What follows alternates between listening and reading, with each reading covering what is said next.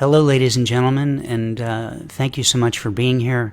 My name is Rick Lupert, in case the fact that it probably says that on this post and you're watching this on my Facebook timeline wasn't clue enough to that.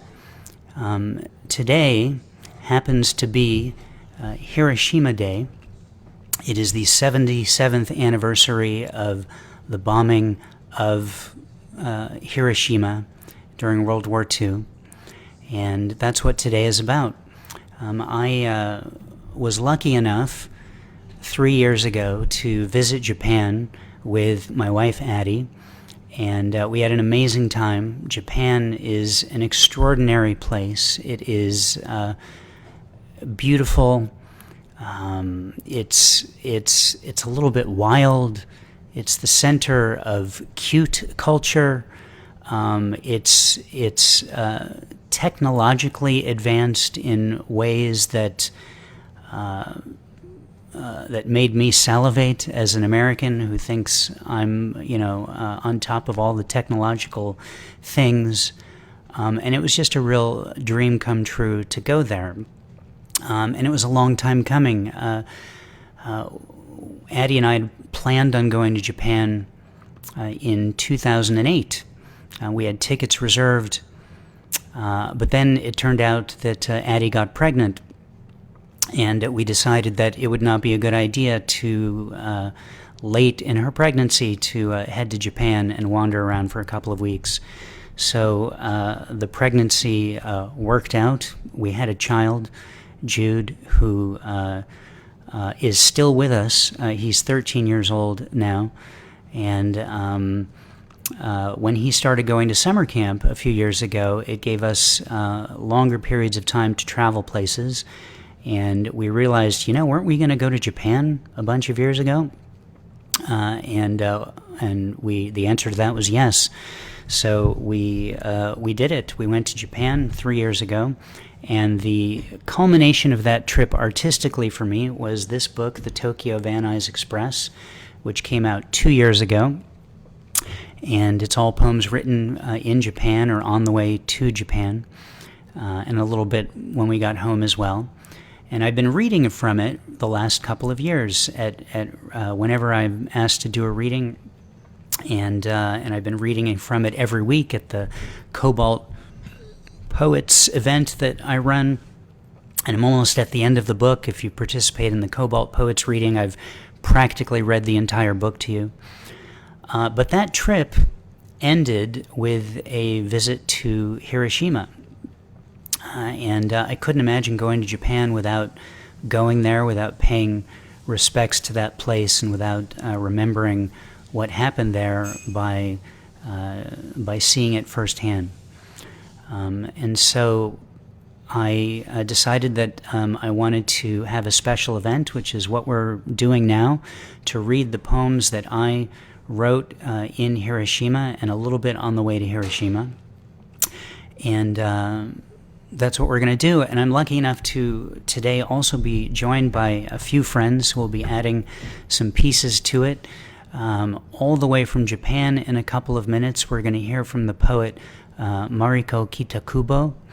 I'll read a few poems after that. And then we're going to hear from Cantor Aviva Rosenbloom, who's going to sing a bird song which deals directly with Hiroshima for us, and talk a little bit about Tisha B'Av, which is a Jewish observance, which actually, by remarkable coincidence, this year starts tonight, and it remembers many tragedies in Jewish history. After that, I'm going to read my poems written in Hiroshima proper. And then we're going to close with my friend Joel Siegel, who I've known for many, many years, who will be sharing a song from folk singer Fred Small called Cranes Over Hiroshima, which is a very powerful song with a very powerful story. So to start off, I'd like to head to Japan. When I first, when we had the publication reading for the Tokyo-Van Nuys Express, which was a happier occasion than this, Mariko Kitakubo joined, and who's a Japanese poet. She lives in the Tokyo area, and we have a mutual friend, the poet Deborah P. Kaloji, and both of them really are masters of short form poems like tanka and haiku. And it meant so much to me, Mariko, that to have a Japanese poet on hand to help celebrate the launch of the book. And so it made nothing but sense to me to have you here today. I know it's actually tomorrow in Japan. It's 7 in the morning there. My God, thank you for getting up so early to do this. It's quite an honor and a pleasure. And I know you have work which responds directly to Hiroshima and Nagasaki, and I'm so pleased that you're able to join with us today to present it. So, ladies and gentlemen, to begin our event, please welcome all the way from Japan, Mariko Kitakubo. Thank you so much, Rick. I am very, very happy to have this very deep meaning opportunity to express my prayer only for Hiroshima or only for Japan, for all the world.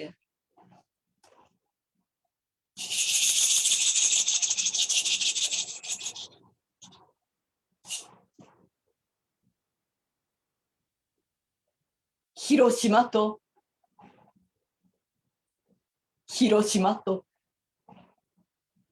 長崎の木に挟まれて汗しむるなり採血の後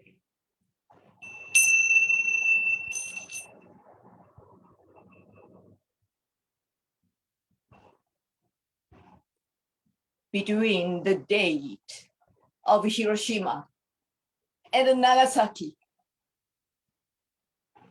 my sweat seeps into my small puncture hole where they drew my blood.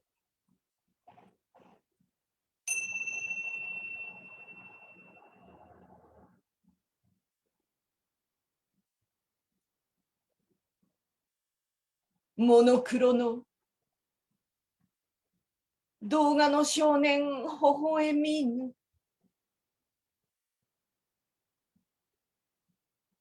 原爆投下前の広島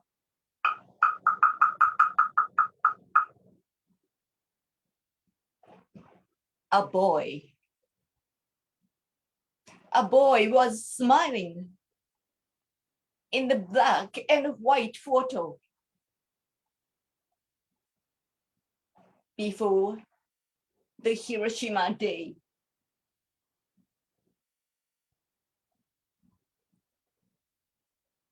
Ah, そうだ。ああ、そうだ。キャシーの中に真珠湾。私の中に広島が泣く。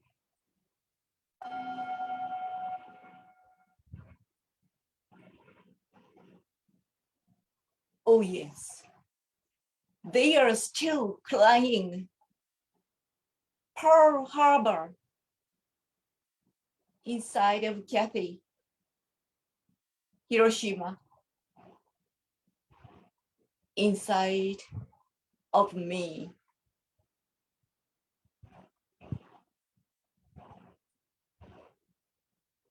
あまたな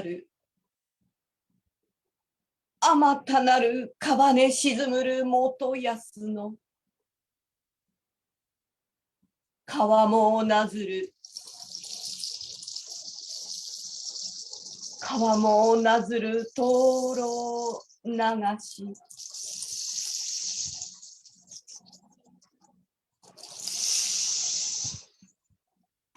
floating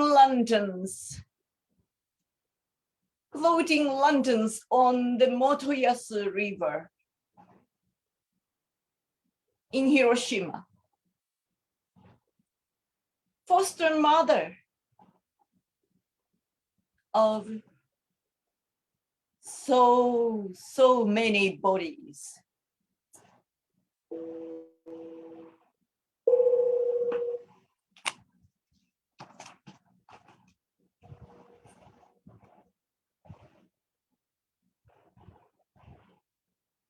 Bo Fubora, Bo Sofubora no Nagashitaru, Shishiono no chi no 獅子斧の血の74年。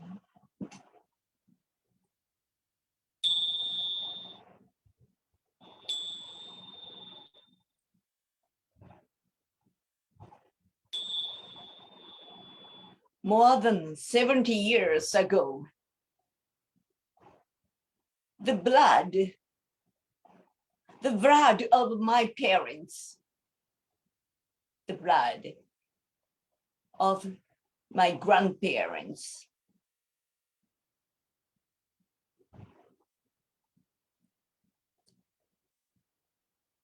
特別で泣きふりをして始まりし、ひと日あり後に節目と気づく。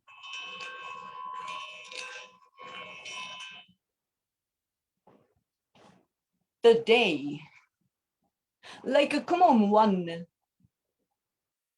such a big turning point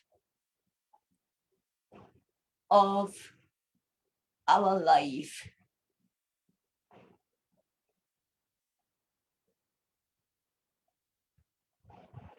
始まりは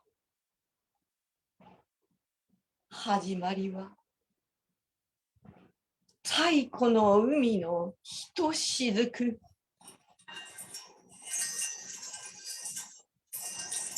今も波間に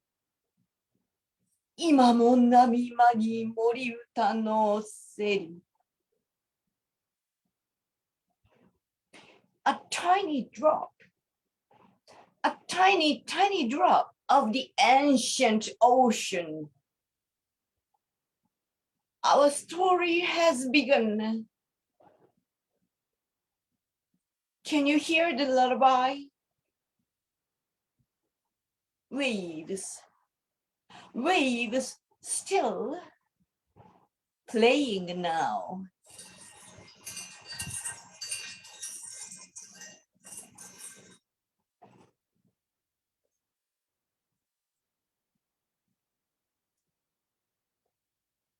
宇宙から見えぬ地球の国境。神の視点はいずこにありや。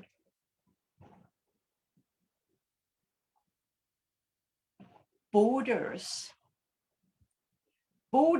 are invisible to the universe. Borders are invisible to the universe. There is God. There is God watching from.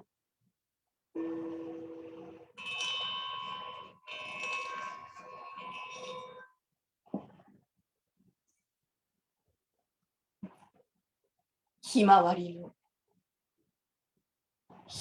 の種子あまたなり千年後。青々として人なき星に。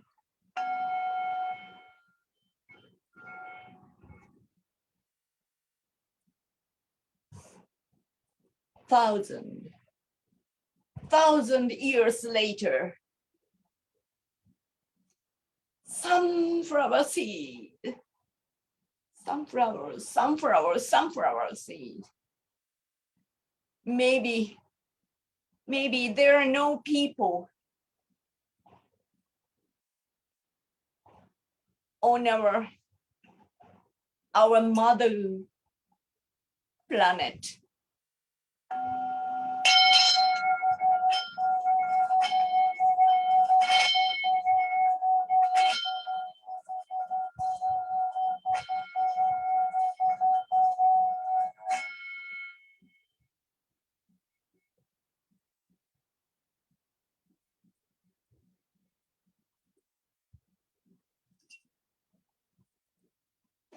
Thank you very much.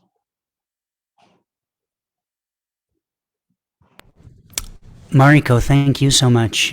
We had a little, your video was frozen a little bit ways through, but we could hear you and all of the instruments that you were playing well. And although we missed seeing you move around a bit, people were conveying in the Facebook comments about how powerful your voice sounds, and with the things that you were saying as well. So rest assured, even though we couldn't see you, what you were communicating and how you were communicating it was landing in a meaningful way to everyone who's watching and listening. So thank you so much for being here.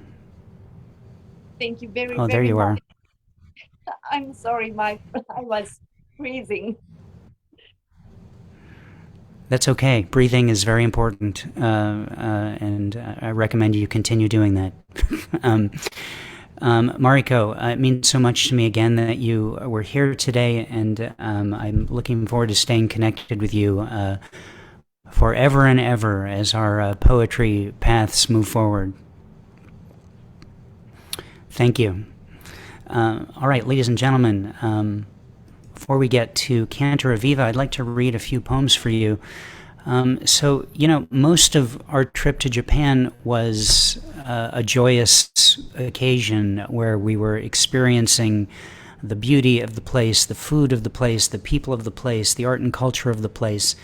And so these first, just a few couple short poems that I'm going to read give a little bit of a sense to that. They were written on the day that we went to Hiroshima before we got there, with a little bit of a sense of knowing where we were going. So they serve as a bit of a transition in the book, from kind of the silliness and observations that one might expect from me in my poems, etc.,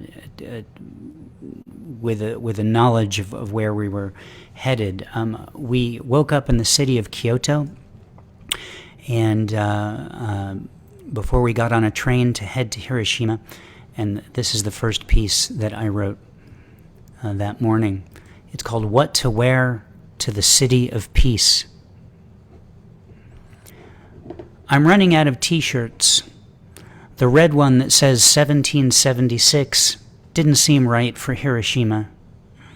The Led Zeppelin shirt was too tight for this humidity, and the image of the Zeppelin crashing was not for this. Star Wars was left, which seemed benign enough except for the word wars felt wrong, since I'm traveling to the city of peace, forged by one of the many wars that was meant to end all wars.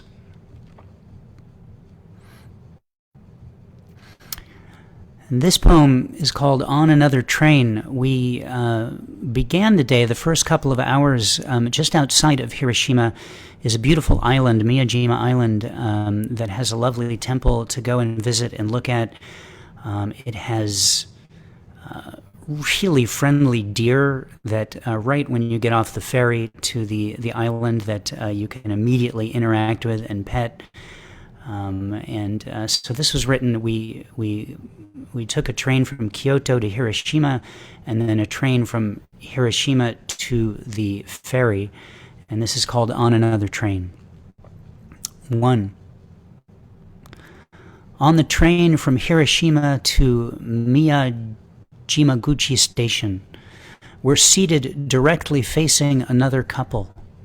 I want to be polite and talk with them, but they speak another language, so we're left communicating with a series of eyebrow gestures and awkward smiles. 2. Now the man across from us is eating his own thumb. This is why you should never skip breakfast. 2. 3. The ancestors of these faces lived through the bomb. 4. The sun is everywhere today. Mount Fuji, 709 kilometers away, is laughing at me. 5. Now he's eating another finger. Grow your own food and thrive. This is called Trained to Where It Happened. There is no graffiti here. There are no people begging for money or food. No one gets on the train to tell you their sad story between stops. This is Japan. This is all of Japan. I give up my seat for a woman who needs a seat. I have no business taking anything from anyone in this city. We are 2 tram stops away from ground zero. And one last poem before we bring Cantor Aviva on. This was in response to some news from back in the United States, which we heard this morning that we were going to Japan, to Hiroshima. It's simply called Poem.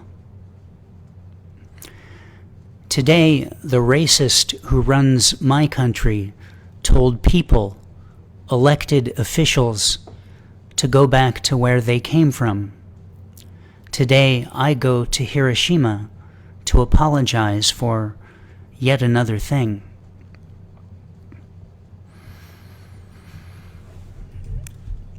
Well, I've known Cantor Aviva Rosenbloom, I think, since possibly the beginning of time. I'm not sure. It's been quite a while. I'm trying to think of the first time we interacted. I know you were the cantor at Temple Israel for 600 years or something like that. Only 32.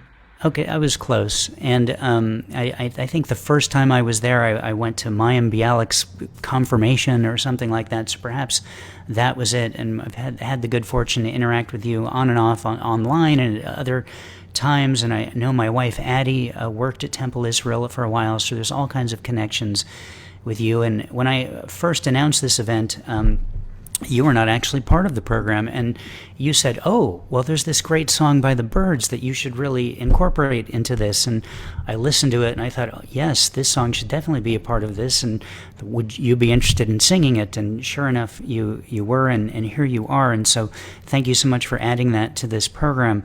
And also, as I mentioned earlier, tonight is the beginning of the Tisha B'Av commemoration, and I thought how perfect to have an actual clergy present to maybe make that kind of connection. So thank you for being here, and I'm turning the microphone over to you. Ladies and gentlemen, Cantor Aviva Rosenbloom. Thank you, Rick. It is so meaningful to me to be able to participate in this commemoration, and then tonight to be chanting for our day of lamentation and mourning, Tisha B'Av. So I want to tell you a little bit about Tisha B'Av, just a little bit, and then I'll tell you about the Byrds melody and sing it.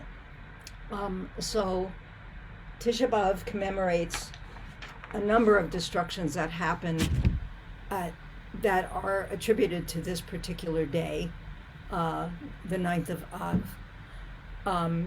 The major commemoration is the destruction of the first and second temples in Jerusalem, which were the center of worship for the Jews at the time, and the Jews were caused to be exiled from what we now call Israel. They came back, and then the Romans destroyed the temple again in 70 CE and exiled us yet again. And that time, mostly we stayed in exile until the last century. So The chant for the Book of Lamentations kind of reminds me a little bit of this song. I'm just going to sing you one line of the chant in Hebrew and English. It sounds like this. Echa yashva vadad ha'ir rabati am hayeta ke'almana.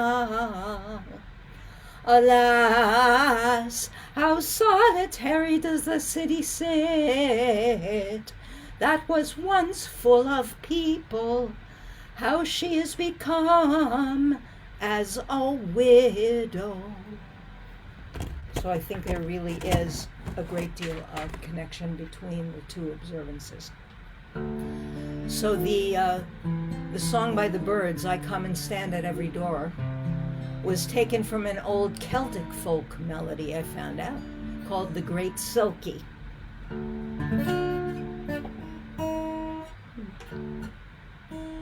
My guitar seems needs a little tuning. And Judy Collins sang the Great Silkie, and the Byrds picked up the melody and wrote the words to it. The poem is by Turkish poet Nazim Hikmet, translated into English. So this is a really cross-cultural song, Irish, Turkish, American. And it's still, unfortunately, relevant. And it's the story of a 7-year-old girl after she died at Hiroshima. I come and stand at every door, but no one hears my silent prayer. I knock and yet remain unseen, for I am dead, for I am dead. I'm only 7, though I died in Hiroshima long ago. I'm 7 now, as I was then. When children die, they do not grow.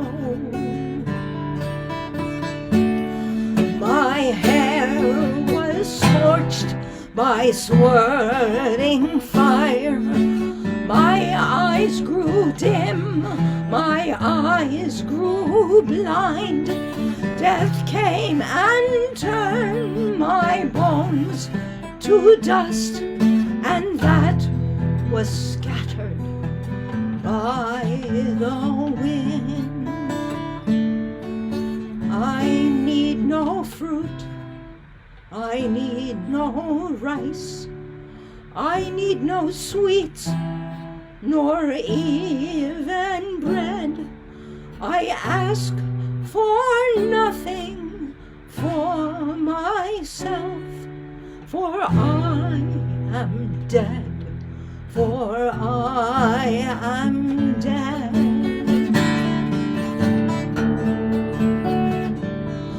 All that I ask is that for peace you fight today, you fight today, so that the children of the world may live and grow and laugh and play.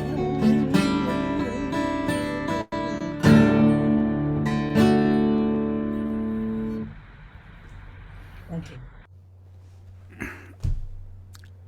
That was really wonderful, Aviva. Thank you so much for sharing that. What a perfectly melancholy melody. And of course, it's, it's the story of the individual, which helps us understand the bigger tragedy. And, we when we just hear numbers, large numbers, it's hard to understand that, what that means. But, when we hear about the one story and realize that there were that many numbers of that one story, it just becomes so powerful. So thank you so much for being here and for suggesting this and for sharing that song with us. All right, well, the poems that I read already to you were a little bit lighter, but now we get to Hiroshima.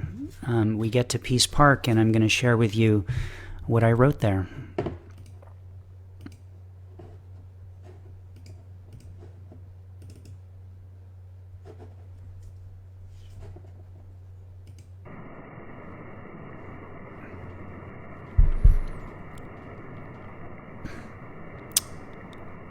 I will forever dream, simply as I did in my boyhood, and therefore suffer little. Mikichi Suzuki. In the Peace Park, it destroyed a neighborhood to start, the first used on humankind. They leave Genbaku Dome as it was. Ruins shall be preserved forever. The joy that must have happened in this dome before August 6th, 1945. Hiroshima Prefectural Commercial Exhibition Hall. This place is a Yad Vashem. Yad Vashem is a peace dome. Sadaku Sasaki bombed at 2, leukemia, death at 10. This is our cry, this is our prayer for building peace in this world. 1,000 paper cranes. There is no playground in this park where children used to play. In the museum, a group of Japanese visitors seems a little too giddy on the elevator to the permanent exhibition. Hiroshima before the bombing was an alive place, then skeletons of trees. It took seconds, 140,000 dead by the end of 1945. No more Hiroshimas. Another half-crazed mother cradled her small child, calling its name repeatedly and crying, "Open your eyes, open your eyes." Sheets of burnt skin hung from them like rags. Soon the fires spread over the entire city, filling the sky with gray smoke. It was deep red, perhaps a sort of blackish orange, a vivid, intense color I'd never seen before. A huge cloud of smoke like nothing I'd seen before. My city was instantly destroyed. Many people were killed, not knowing what had happened to them. A chimney that didn't collapse from on top of a soy sauce factory. The names of gravestones burned away. Everything is measured by number of meters from the hypocenter. Students with their skins burned off. A holocaust in an instant. Corpses turned red, blue, and purple. Corpses floating in the river. A human shadow etched in stone. Black rain, radioactive rain. Thirsty woman catching black rain in mouth. Relief began on the day of. People transported to the suburbs. Cries of the soul. My hair is falling out. How could this have happened to me? It hurts. It hurts. I don't want to die. I'm sorry. I cannot save you. A mother collected ashes from several places, but could confirm none as her 14-year-old son, Hajime Fukuoka. Please give this to my family on Miyajima Island. Kazuo Kojima, age 15. So terrible to lose a smart young man like him. The atomic bomb destroyed lives without regard to national or ethnic origin. They had to go on with their lives. Many of the elderly left behind, robbed of their will to live. Children who lost their parents, parents who lost their children. Where shall I bury the body of my dead child? Deep scars on minds and bodies. Children in wombs exposed to radiation. They nicknamed the bomb Little Boy. Counting money daily, it was never enough. Unbearable pain. The rest of their lives they carried pain that never went away. On the night of August 6th, the moon was as bright as ever. To live as long as life lasts, fold 1,000 cranes, fold them for Sadako. No more Hiroshimas, never again. School children laughing and enjoying each other in the lobby after the museum.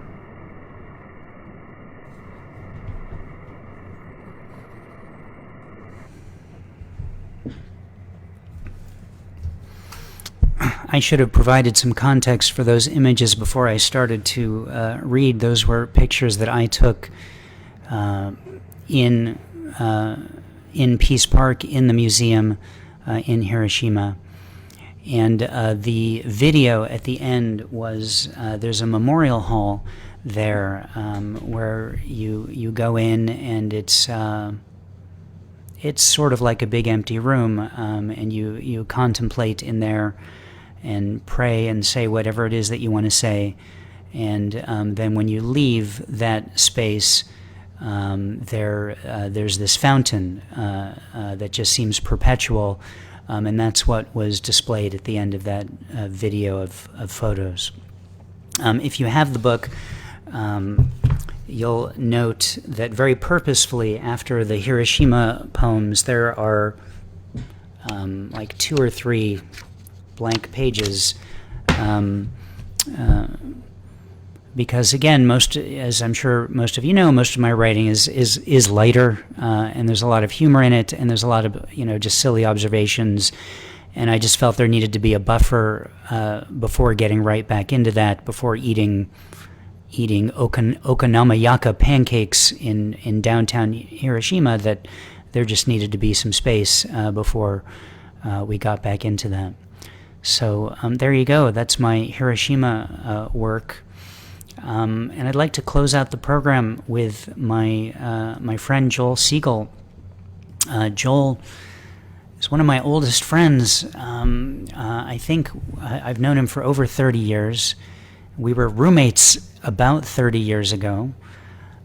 We still, whenever we speak, try to work out our differences via payments in the phone bill. Yes, that is an end joke. We'll explain that another time if necessary. And Joel, I don't know if you're aware of this, but before I was a song leader in the Jewish community, you were one of my song leaders. I know you know that, but you were one of my inspirations to become a song leader, as well as to do so and with a 12-string guitar, which I know you're not so much a 12-string song leader these days, but I never stopped. I should point out I'm still tuning it from 30 years ago, but which is probably a lesson I should have learned from you when you went back to a 6-string for that work. But you also introduced me to folk singer Fred Small, who's an East Coast-based singer-songwriter and now a Unitarian reverend, or at least he was for a while, and his amazing music, and you produced his concerts when he came to Southern California, and he has so much wonderful music. And one of the songs that I really first hear in your voice, really so many of his songs, because I probably heard you sing them more than Fred Small for that matter, is this song Cranes Over Hiroshima, which tells the story of the Japanese, of one of the individuals. There's a Japanese legend which says that if you fold 1,000 paper cranes, a wish will be granted, or you'll be returned to health. And one of the victims of Hiroshima, not someone who died because right at the bombing, but who was infected by radiation at 2 years old when the bomb was dropped, and who got sick when she was 10 or 12 or so, she started folding cranes, and with that legend in mind. And there's a sort of one story that says she only got to 644, and then she died, and her friends finished the rest of them. But her family, I looked this up on Wikipedia, says no, she folded 1,000, and when she realized she wasn't healing, she just kept folding them and folding them. But today, on a special Japanese day called Obon Day, which is an old Buddhist tradition in which people reunite with family, and visit ancestral burial places and that kind of things, people bring cranes to her memorial at Hiroshima. And if you visit there, you can see some of these cranes. You can see some of them permanently encased. And the reason why I really wanted you to do this, Joel, is because so much of the emotional impact of Hiroshima for me comes from this story of these cranes, and which I know from you sharing this song with me. So thank you for being here and sharing this song with us. And if there's anything you'd like to add, please do. Thank you, Rick. I'll just make sure you're hearing me because I'm not getting any audio feedback through my phones. Okay. It's daunting to sing this song on this occasion, having been so moved by Mariko's poetry and prayer, and by a song. I'd never heard the song Cantor, Aviva. I'd never heard that in my life. So thank you. They're both incredibly moving. Rick has said most of, I think, Rick and I shared 2 apartments in sequence, and then I moved to the Bay Area. Took the cats with me. Although Rick had visitation rights and exercised them occasionally. Our cats were illegal. They were contraband in our second apartment complex, so it seemed right for them to come with me.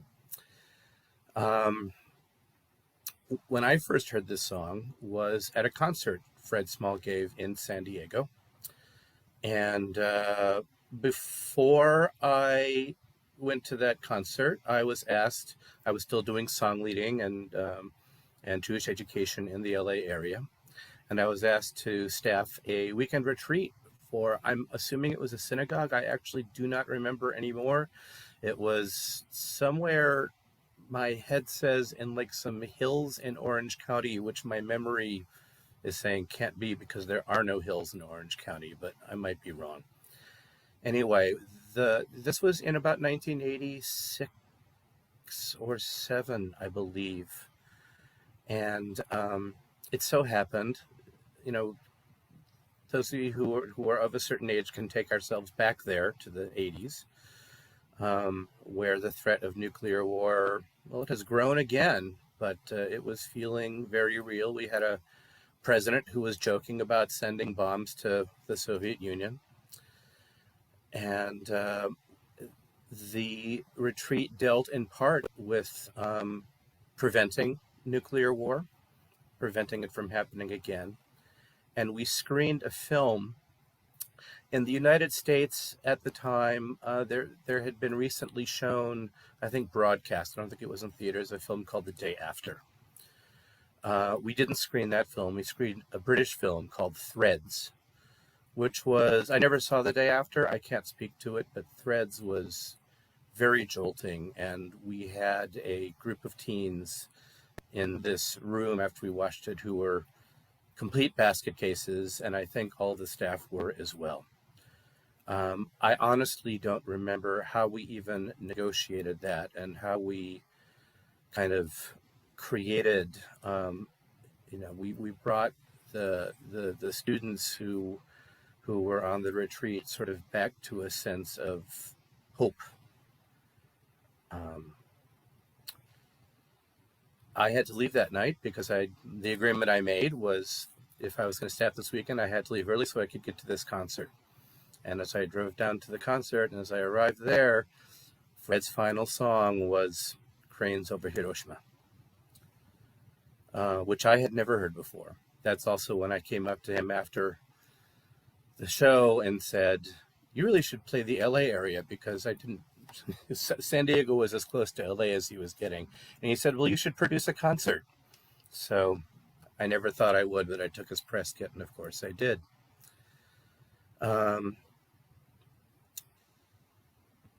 Sadako would have been, Rick, I was trying to remember the details as we were sitting here.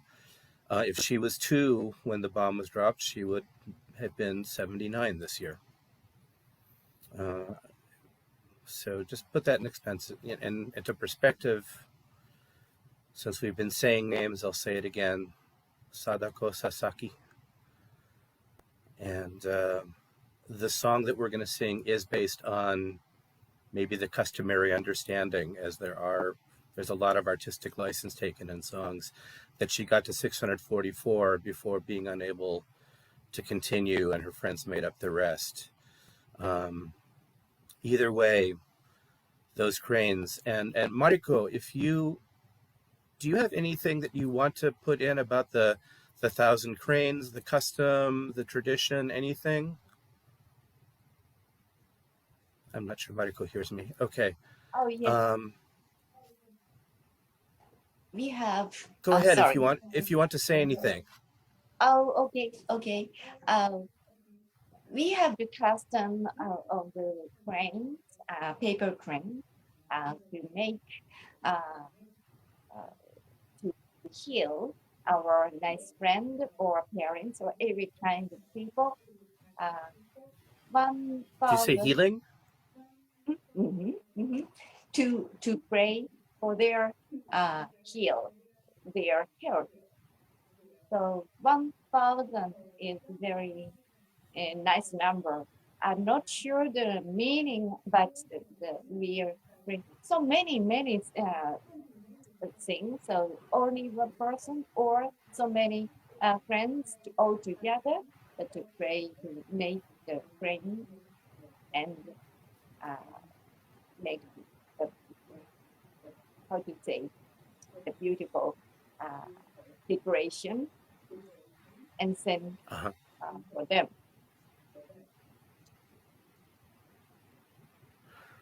Thank you. That adds a lot, I think, and it adds to my background. Rick already quoted part of the song, and it's the last part. And if you want, I'm going to encourage us. We're all on Facebook Live. No one else is going to hear us. If you've seen the sign that says, sing as though no one can hear you, this is a great time. It's supposed to be done in chorus and in harmony. We can't have that, except we'll make our own chorus. This is our cry. This is our prayer. Peace in the world. I'll sing that at the beginning a few times so you can become used to it, and then as it comes back around at the end, you can sing it again. And I believe that's how we're going to take ourselves out. Rick, am I correct? Well, I am going to say some things after we're all done, but okay. Yeah. That's what I need to know. Thank you. This is our cry. This is our prayer. Peace in the world. This is our cry. This is our prayer. Peace in the world. This is our cry. This is our prayer. Peace in the world.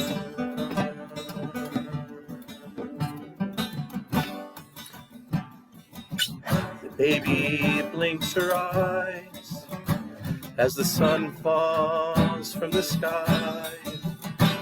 She feels the sting of 1,000 fires as the sea around her dies.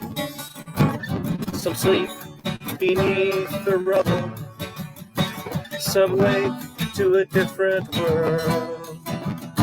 From the crying babe will grow a laughing girl.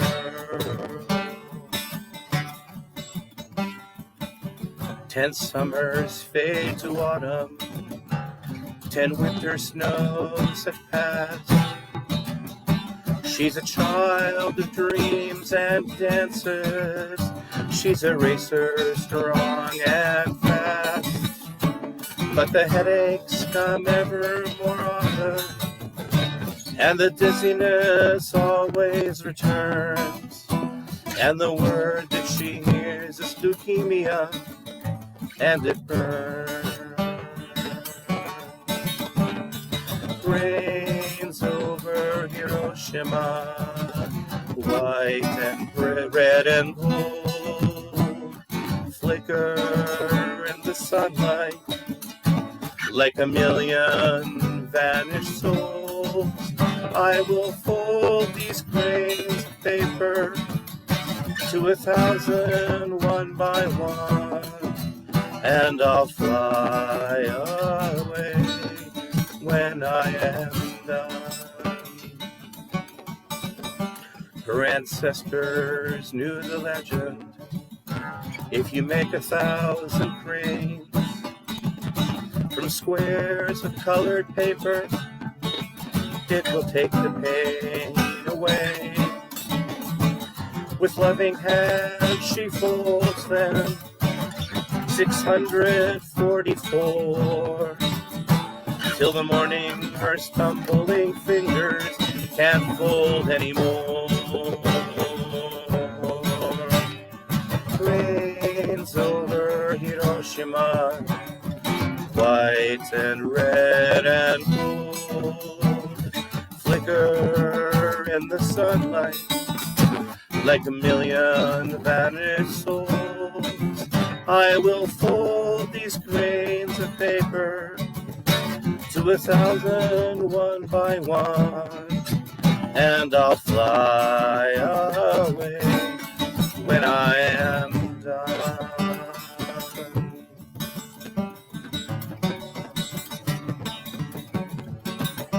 Her friends did not forget her. Crane after crane they made, until they reached 1,000, and they laid them upon her grave. People from everywhere gathered together, a prayer they said, and they wrote the words in granite so none can forget. This is our cry, this is our prayer. Peace in the world, this is our cry, this is our prayer. Peace in the world, this is our cry, this is our prayer. Peace in the world, this is our cry, this is our prayer. Peace in the world, this is our cry, this is our prayer. Peace in the world, this is our cry.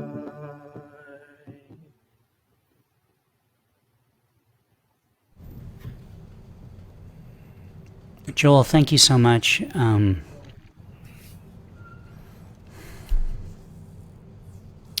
To tell, when I was there, it was that refrain which kept haunting me in Peace Park in Hiroshima as I was looking at everything.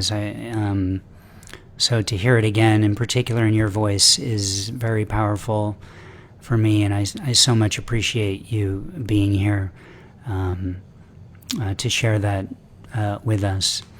For those of you watching on Facebook, I did post a link to Fred Small's website if you want to hear more from him.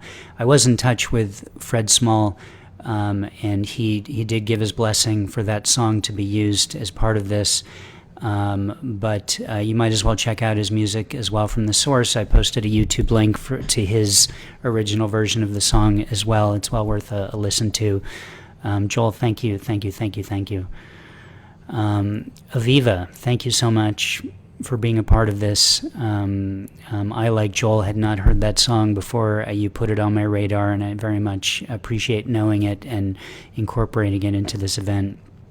And Mariko, how wonderful to be on this poetic journey, commingling with you sometimes, and to have your presence here as part of this is beyond meaningful for all of us. So thank you so much. Thanks to everyone for being here. In closing, I would like to mention, that's it for me and my book, The Tokyo-Van Nuys Express. It's available if you want to pick it up. I think Amazon has too many copies of it, which means they've lowered the price a lot. Now's a really good time to get it if you want it. But we're beating inflation. If that's right. Either way, I'm just happy that you're here. 2 weeks from today, I will be releasing my next book, which is a happier book. Well, actually, Tokyo-Van Nuys Express is actually a fairly happy book, for that matter. Last summer, we got to go to Hawaii. It was a little bit of a shorter trip, so I wasn't convinced I was going to write a whole book of poems there. The book is called I Am Not Writing a Book of Poems in Hawaii, and it details the trip that we went on last summer. It's going to be out and available on August 12th, and 2 weeks from right now, same exact time, same exact Facebook Live, I will be doing a celebration and publication reading for that book, which I will be reading from, which will include my wife Addie singing songs from Hawaiian singer Israel Kamakawiwo'ole, which is one of the many ways that I've pronounced that to the series in Alexa's. And there's no other name like that, so if you say his name to one of those things, it just knows, even if you get it really wrong, because there's nothing else like it. He's was a treasured singer of Hawaiian music, and he's the guy who sang the famous medley "Wonderful World" into "Over the Rainbow" with the ukulele. So Addie's going to be singing either that or something from him, and I'm going to be joined by a man who we met in Hawaii named Jack Ganya, who just happened to be our tour guide on the Circle Island tour that we went on, and had such a great experience with him. And it turned out he's a poet. And so in addition to making a connection with him, our tour guide, the poet Jack, will be joining us and sharing some of his work on Saturday, August 20th at 3 p.m. It was interesting to note also, just as kind of a bookend to this, that the very first place that we visited on our trip to Hawaii, on our first morning there, was Pearl Harbor. And that was a very strange opposite bookend, as it were, to having ended our previous trip to Japan in Hiroshima. I want to thank everyone for watching. I know there were many people watching on Facebook Live, and I really appreciate you being here and helping honor this day and listening to us do the things that we did today. Means a lot that you were here. And for anyone who may be watching it after it was live, thank you and hello. Welcome to the future. May we all live in a world where our interactions with each other between people and nations is not predicated on the existence of who has more nuclear weapons or their very existence at all. This is our cry. This is our prayer. Peace in the world. Amen. Thank you. Thank you for being here.